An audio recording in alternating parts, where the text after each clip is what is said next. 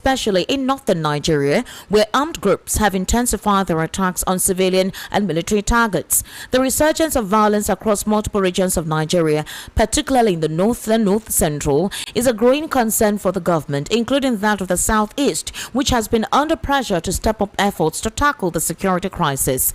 The security meeting comes ahead of President Tinubu's planned visit to Rome on Saturday, where he is scheduled to attend the inauguration mass of Pope Leo, the newly elected Bishop of Rome and leader of the Roman Catholic Church. Presidential advisor on information and strategy, Bayo Nnamdi, confirmed the trip on Thursday, revealing that President Tinubu will join other global dignitaries and senior Catholic clergy for the solemn mass marking the beginning of Pope Leo's pontificate.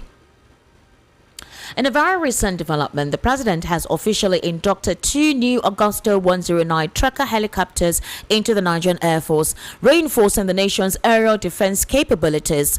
Represented by Vice President Katim Shettima, Tinubu presided over the induction ceremony held at the Presidential Air Fleet apron in Abuja today. According to the news agency of Nigeria, the event formed part of the celebrations marking now 61st anniversary. Commending the Air Force for its steadfast role in national and regional security, the president acknowledged its operations across Africa and reiterated the government's dedication to equipping the military, highlighting the procurement of additional platforms such as the Diamond 62 surveillance aircraft, the T-129 attack helicopters, and the King Air 360I aircraft. The president emphasized the administration's resolve to modernize the armed forces and prioritize troop welfare. He reaffirmed that security remains a pillar of his renewed hope agenda, adding that neither economic prosperity nor justice can prevail amidst insecurity.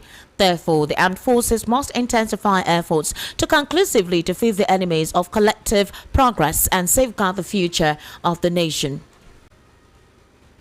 Moving on, human rights lawyer Dele Faratimi has faulted the excuses given by the Joint Admissions and Matriculation Board (JAMB) that caused mass failure of candidates.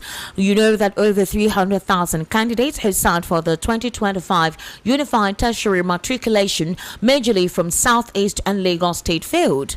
According to JAMB's registrar Ishak Oloyede, the failure was caused by a system glitch. He, however, apologized for the errors. Reacting to JAMB's apology, the organizing secretary of Afenifere Faratimi stated that if Nigeria were a nation governed by laws, Oloyede and the chairman of the Independent National Electoral Commission (INEC), Mahmood Yakubu, would have been fired. He, however, regretted that Oloyede would not face consequences for the failures. He said, and I quote, "In a place governed with vision, inhabited by the rational and ruled by law, Mahmood Yakubu would be resident in a prison cell. Oloyede fired, and public hearings would have been scheduled by the government at multiple levels. But this is Nigeria. Nothing will happen. We are different." This he wrote on his X handle. In another development, the indigenous people of Biafra has accused the federal government of introducing a fabricated mercenary as a witness for the prosecution in the ongoing trial of its leader, Nnamdi Kanu. The organization claims that the witness, identified as prosecution witness BBB, that is PWBBB, lacks any legitimate affiliation with the Department of State Services and is being deliberately trained to pose as a knowledgeable insider. In a statement issued by the Media and Publicity Secretary of IPOB, Comrade Imal Powerful, the group denounced what it termed a shameful occurrence in the trial. The statement indicated that PWBBB's name and testimony were absent from the initial list of prosecution witnesses provided to the defense, characterizing the last-minute change as trial by ambush and an act of prosecutorial misconduct. Also, he stated that the presiding judge, Justice James Omotosho, to acknowledge the alleged misuse of judicial procedures and maintain the courtroom's integrity. Furthermore, the group accused the Nigerian government of manipulating the judicial system to perpetuate what they described as the unjust imprisonment of Nnamdi Kanu. The statement also pointed out that Kanu's solitary confinement, which is a standard practice of the Department of State Services, has been confirmed by independent reports and UK consular officials who visit him regularly. IPOB stressed that no hired actor could change these realities and called on the media to avoid becoming instruments of state propaganda. IPOB IPOB vow to expose the identity, role, and alleged deception of prosecution witness BBB, calling on the international community to hold the Nigerian government accountable for its actions. The group reiterated its demand for the unconditional release of Nnamdi Kanu, stressing that justice must prevail in the case. Moving on, Finnish prosecutors announced today that they had charged a man identified by local media as Nigerian separatist leader Simon Ekpa with inciting terrorism online. The charges follow an investigation into his activities between 2021 and 2024 in Lahti, Finland. The Finnish National Prosecution Authority issued a statement confirming that a Finnish individual was charged with suspected public incitement to commit crimes with terrorist intent and participation in the activities of a terrorist group. The authorities stated that the charges stem from efforts to establish an independent Biafran region in Nigeria, a cause championed by Ekpa. While the prosecution authority did not directly name the accused, Finnish public broadcaster YLE confirmed that the individual in question is Simon Ekpa, a self-proclaimed leader of a faction of the indigenous people of Biafra. He has been advocating for the independence of Nigerians in southeastern region, a move that has sparked violence and controversy. Ekpa, also claims to be the lead of the Biafra Republic's government in exile, was arrested in November. According to the prosecution authority, Ekpa has been in custody since his arrest and has denied the charges against him. The dual Finnish-Nigerian national has actively advocated for the secession of Nigeria's southeastern region, where the Biafra independence movement originated. This movement was at the heart of the Nigerian Civil War in the late 1960s, which resulted in significant bloodshed and loss of life. Ekpa is known for his leadership of a faction of IPOB, a separatist group pushing for the creation of the independent Biafran state. In addition to his separatist activities, Ekpa has also served as a local representative for Finland's Conservative National Coalition Party in Lahti, a city located north of Helsinki. He was a member of the city's Public Transport Committee. When Ekpa was arrested, Finnish authorities also sought the detention of 4 other individuals suspected of financing his activities. However, the prosecution authorities announced today that charges against the 4 suspects have been dropped due to a lack of evidence. And still on prosecution matters, President of the National Association of Nigerian Students, NANS, Comrade Atiku Abubakar Isa, has approached the Federal High Court in Abuja to seek the enforcement of his fundamental human rights. He is demanding 38.3 billion naira in damages over alleged abduction and torture, naming Seyi Tinubu, the Department of State Services DSS, and top officials of the Nigerian Television Authority as respondents. We'll bring you more details as this particular story develops. To stay with us on Voice of the People 90.3 FM Newsroom. Meanwhile, moving on to politics, in this very recent development, however, the Minister of Works, David Umahi, has disclosed that members of the Labour Party are very disobedient and that he does not want to act like them. Umahi made the statement today during the ministerial press briefing held in Abuja, where he presented the achievements of his ministry. Before ending his speech, Umahi praised his team at the Ministry of Works and took a swipe at Labour Party members, many of whom are supporters of Peter Obi, the party's 2023 presidential candidate. He said, and I quote, "I do not want to be disobedient or be a member of Labour Party that are very disobedient. I want to commend my Minister of State for Works, my permanent secretary and all directors, but greater commendation goes to Mr. President," end quote. Earlier in his remarks, Umahi also praised President Bola Tinubu for launching the long-awaited Sokoto-Badagry Road project. He explained that the idea for the road was first proposed by former President Shehu Shagari 47 years ago. He disclosed, however, that this was good news and that the dream of the former Shagari administration about 47 years ago was supposed to be a detribalized situation, and the president directed them to change it to Sokoto-Badagry, end quote. Meanwhile, the Minister of Information and National Orientation, Mohammed Idris, has firmly dismissed widespread claims that the federal government's ministerial press briefing sessions have been moved from Abuja to London. Speaking today at the 8th edition of the ministerial press briefing held at the National Press Centre, Abuja, Idris stated, and I quote, "This is your answer to the insinuation that the press briefing session is relocating abroad. The platform provided by the Federal Ministry of Information and National Orientation is happening right here in Nigeria."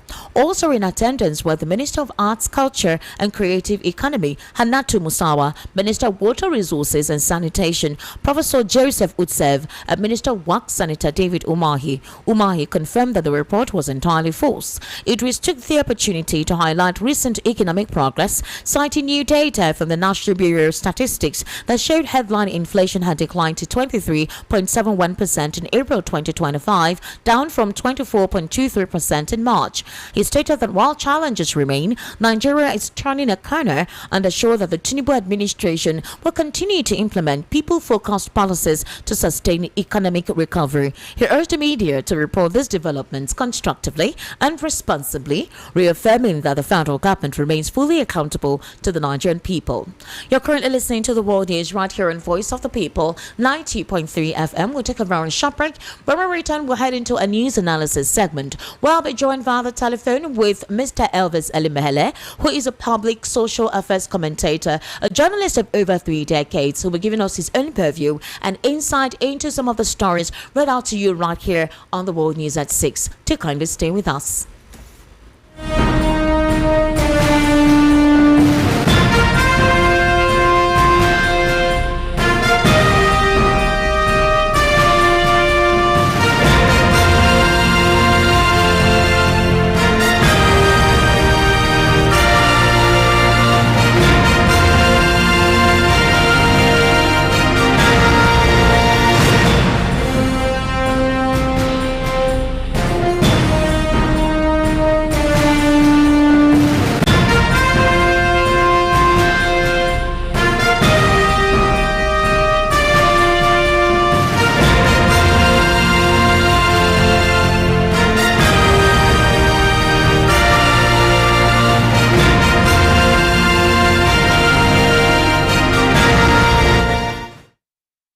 Thank you for staying with us. This is still the World News at 6 right here on Voice of the People, 90.3 FM. I'm being joined via the telephone with Mr. Elvis Elimehele. Mr. Elvis, good evening and thank you for joining us today. How are you?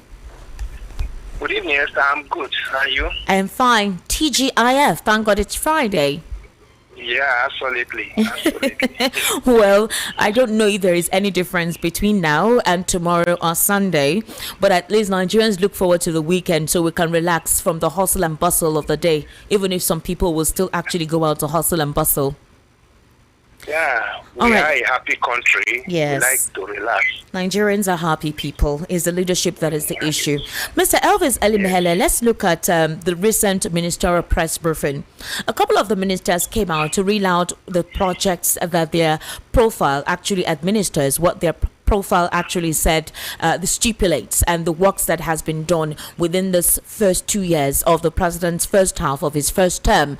Now, for the Minister of Works, David Umahi, it was quite surprising for him to infuse the Labour Party. He categorically called out the Labour Party and said they were disobedient. He literally said they were disobedient. Why they were disobedient, he did not say. What they did that he considers to be disobedient, he did not say.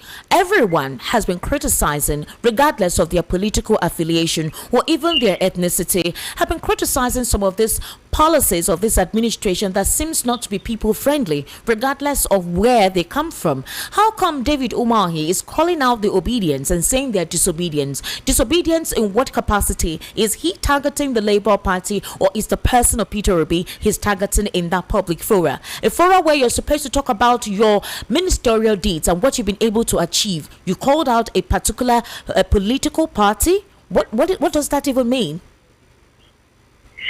Yeah, that's to tell you that the present administration led by Ahmed Tinubu actually are not comfortable with Labour Party. That is a clear indication that what is happening in Labour Party is actually the voice of Jacob and the hand of Esau.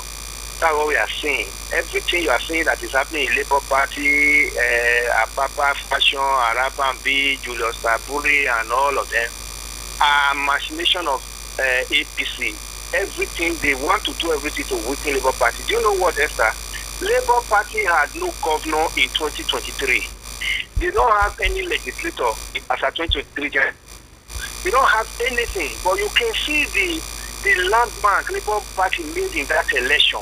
So everything about this government is doing is to pull down Labour Party, because they know that forces behind Labour Party, that obedience that is behind Labour Party, are still very much intact. And obedience has promised that where Obi goes to, they will go with him. And as a result, they want to look for everything to pull down Labour Party, to make it look like they are not serious before before Nigeria. That's why you see all these series of fashion from one to another, that is. Mr. Elvis Salimihele, I want to comprehend something. Please help me comprehend this properly.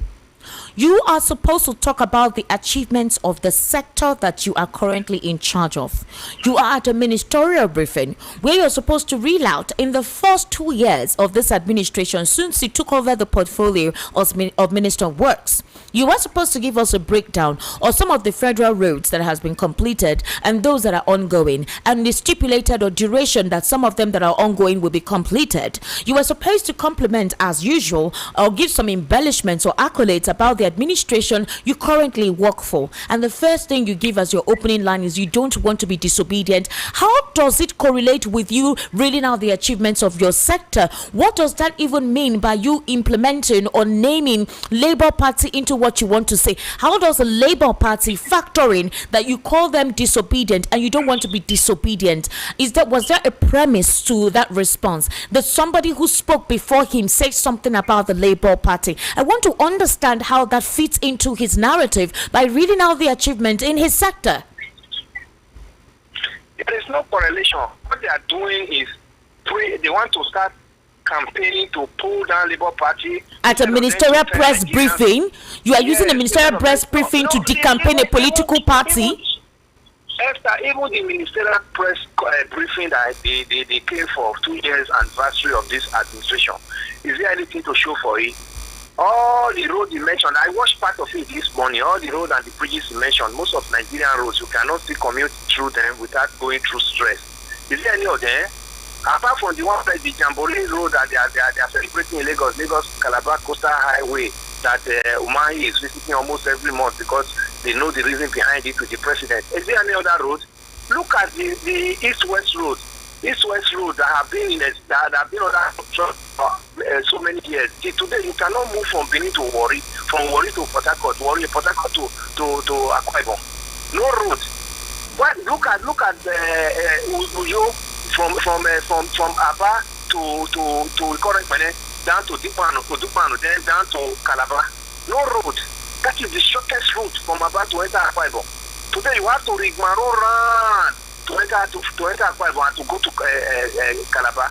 So, I mean, what I saw there today is just a campaign towards 2027. And when this campaign starts, they must have to look at those opposing parties that they feel these people could come up and be able to weaken them. That's why you see him attacking Labour Party, because they are still surprised how Obi came up, defeated them in Lagos State, the home base of the president, and even the Federal Capital Territory, where Buhari was still sitting then as the president of Nigeria.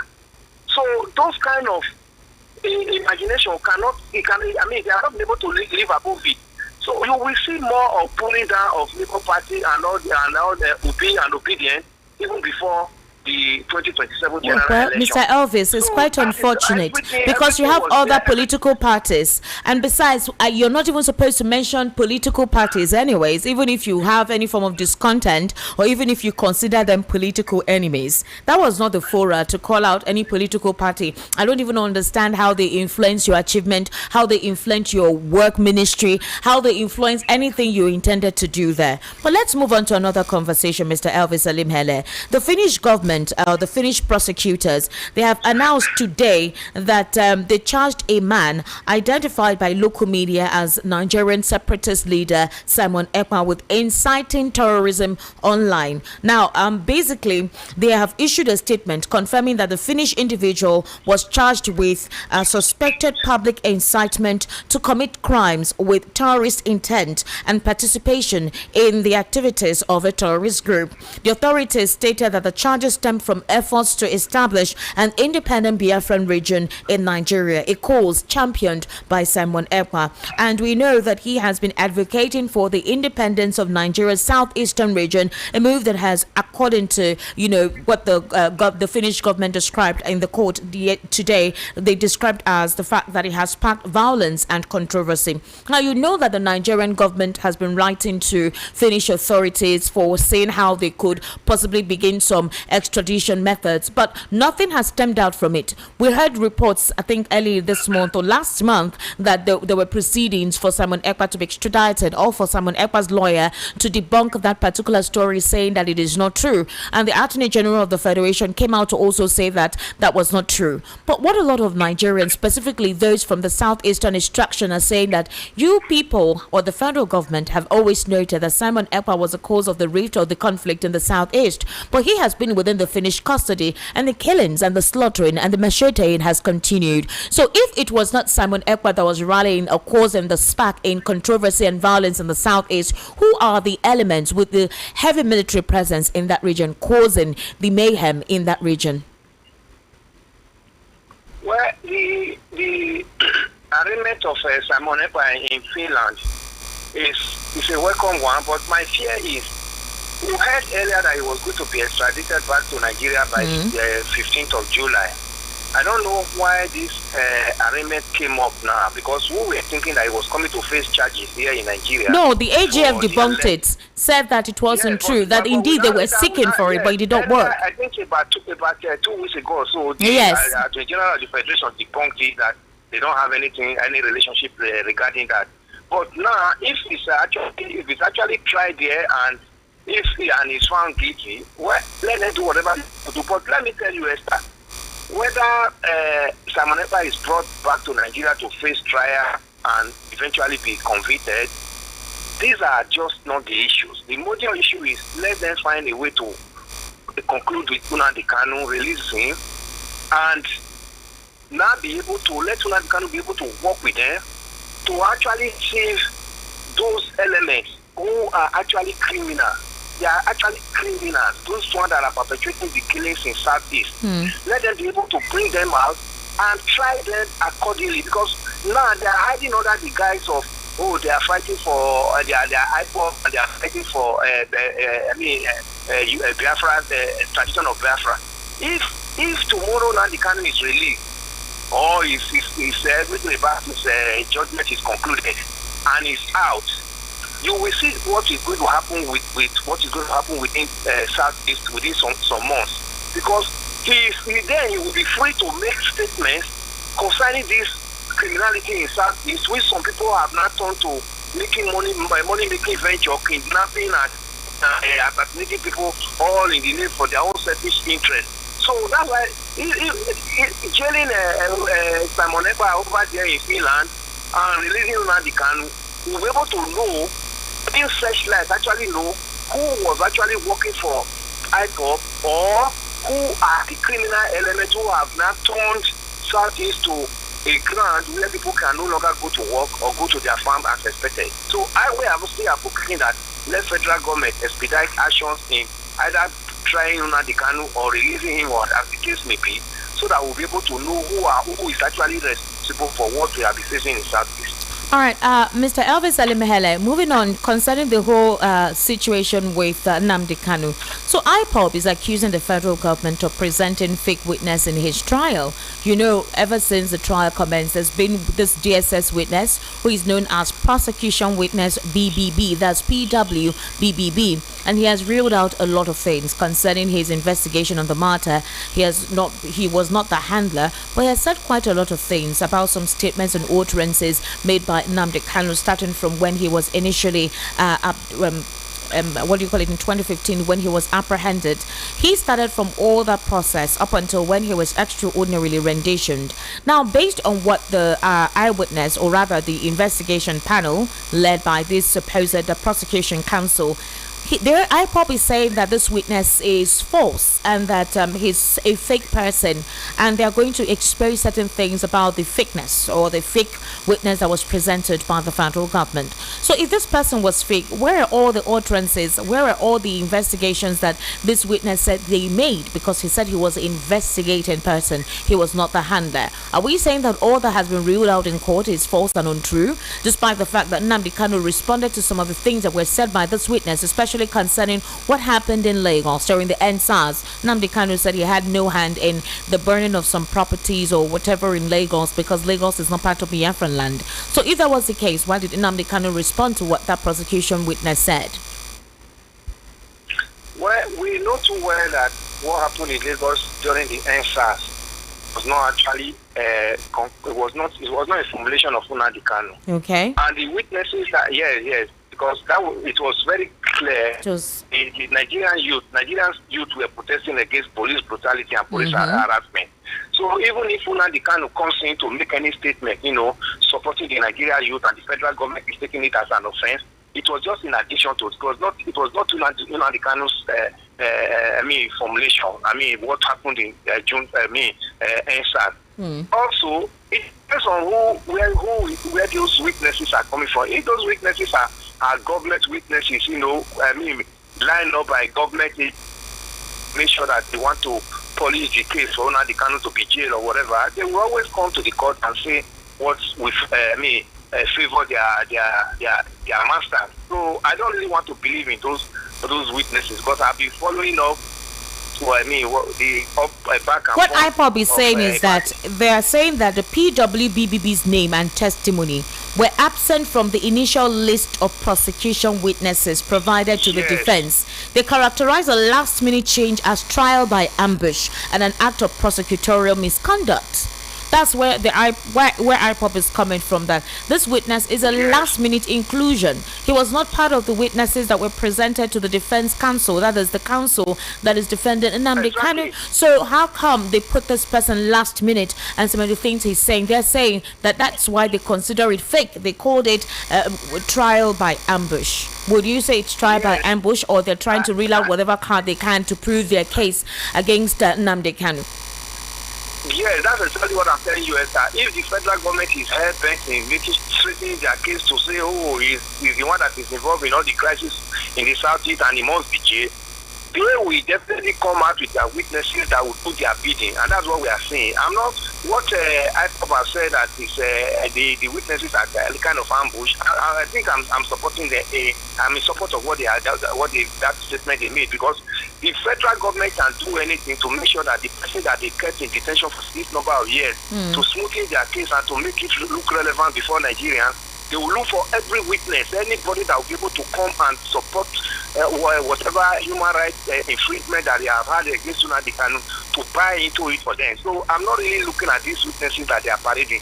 I'm only looking at it as federal government, headed by Tinubu, should be able to even find a political solution to avert Nnamdi Kanu's matter, not this judiciary. Nnamdi Kanu has been going to court since he was arrested.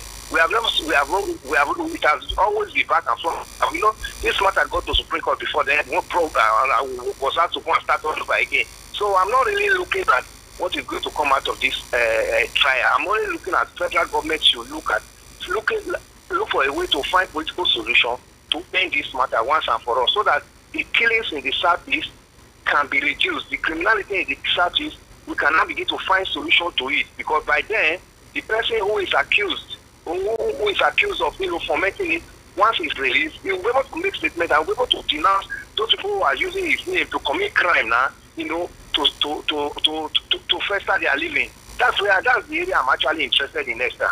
All right, Mr. Elvis Ali Mehele, let's look at the imbroglio within the opposition political parties. For example, we're having the APC governors tell us that the president has done so well. We're also having some of the ministers reeling out the achievements of the president, referring to the latest NBS report that there's a deceleration, right, in hunger, and that some food prices have actually crashed, and that more is expected, meaning that the president's economic reform is actually working. But some Nigerians on the streets who go to the market to buy about will say that what they're saying is in total contrast to what they're experiencing. Let's look at the situation where you have more PDP members, more Labour Party members, New Nigerian People's Party members, all defecting to the All Progressives Congress. A few of the APC are defecting to possibly the Labour Party and the Social Democratic Party. In this particular regard, where we have a situation where we don't have a strong opposition, and it feels like the current political party in charge of the administration, in charge of government, seems to be winning the streak.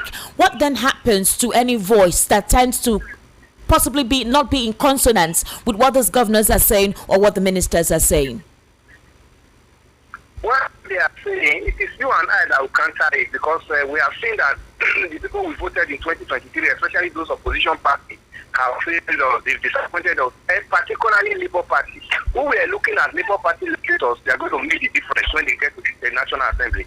But we now thought that the National Assembly of Nigeria, that's the House of Rep and Senate, is like an occultic ground. And by the time you get in there, Nigerians must not know what is going on there. Nigerians must not know their activities. So the opposition party in National Assembly have disappointed Nigeria. That's number one. Number two, all the statistics the federal government is rolling out, Esther, you and I cannot believe that. You also know how much you spend on daily basis for yourself alone in Nigeria here. So even if they're telling us that the inflation has reduced, well, you go to market, you know what it is still mean, what it means. As we speak, you can't get a super fair in Nigeria today that is less than 5,000 naira. And Mr. Elvis, hello.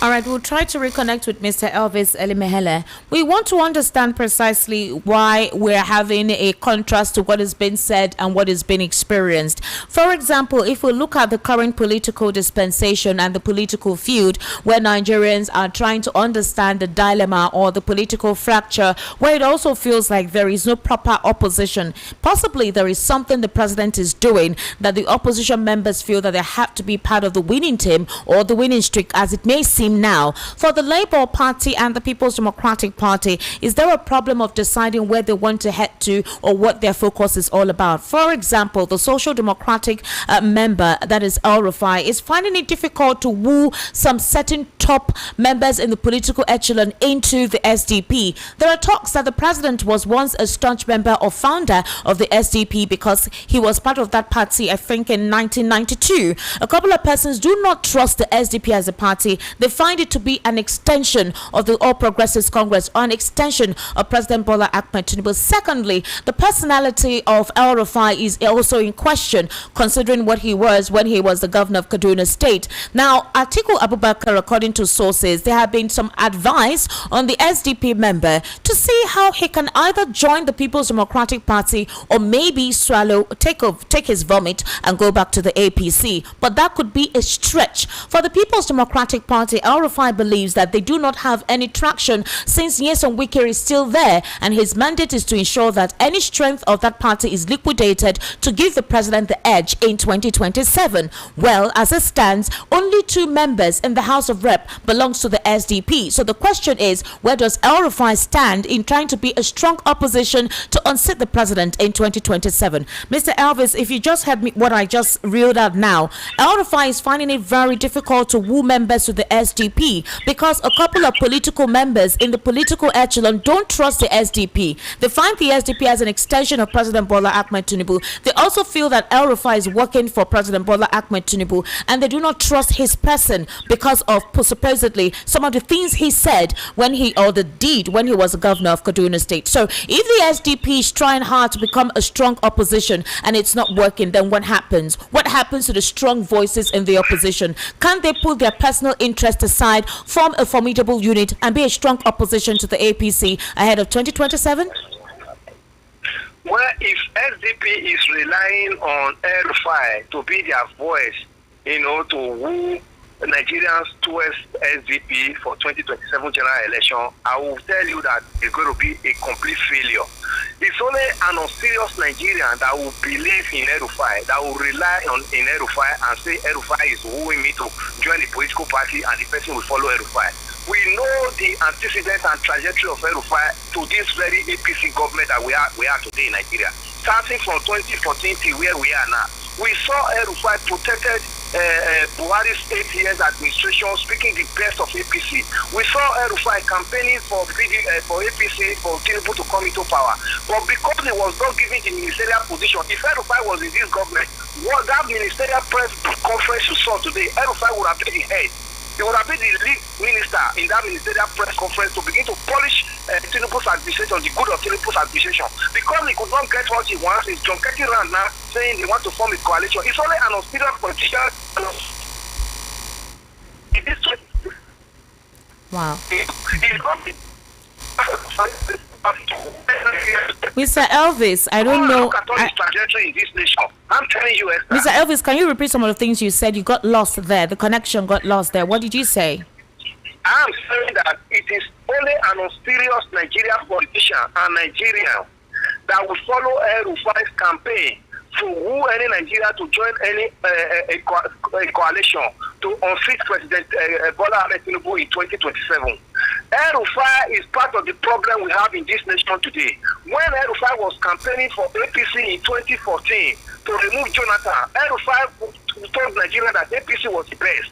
When El-Rufai campaign supported Buhari throughout the 8 years of Buhari that brought Nigeria to its knees, you cannot say anything about Buhari throughout 8 years of Buhari administration. El-Rufai, we answer you immediately to protect Buhari. We saw El-Rufai's campaign too for this present administration, Tinubu's administration, when he was coming into power. But because he did not get the ministerial position that he was so much high, that is why you see El-Rufai now turning his back and saying Tinubu's administration is no longer what Nigeria is here for, and APC is no longer the party. This was the same APC that they did everything, brought in thugs, brought in herdsmen and armed men into Nigeria to intimidate good lieutenants out of office. The same El-Rufai now is telling you that APC is no longer the Eldorado, is no longer the political party Nigeria should look forward to. It's only an unserious Nigerian, an unserious political party, an unserious politician that will follow El-Rufai in this 2027. El-Rufai is not an ambassador of any political party. El-Rufai is not the person Nigeria should look into. All right, but Mr. Elvis Alimehele, some people will say it's better we accommodate the devil who knows the secret of a bigger devil so that we can quash the den or the enclave of the devil. No.